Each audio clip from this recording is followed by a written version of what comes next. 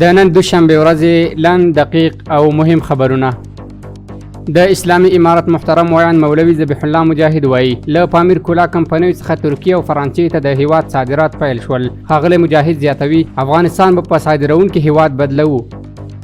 د کابل ښار رحمان مین روغتون کې د خوارځواکه ماشومانو د بستر لپاره نوې څانګه پرانیستل شوه. عامه روغتیا وزارت وایي چې د دې څانګې په پرانیستي سره به د کابل د مرکزي روغتونونو د تغذیې په څانګو کې د ناروغانو ګڼه ګوڼه کم او د خوارځواکه ماشومانو د مړینې کچه به راټیټه شي.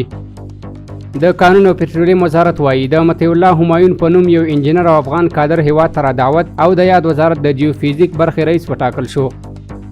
د سرحدونو قومونو او قبایلو چارو وزارت لخوا د پنشیر له ولس سره د یووالي او د هغوی د ستونزو د اورېدلو غونډه جوړه شوه. په یاده غونډه کې د مرکز په شمول له ټولو ولسوالیو څخه سلګونه علما، قومي مخور او عامو خلکو ګډون کړی و.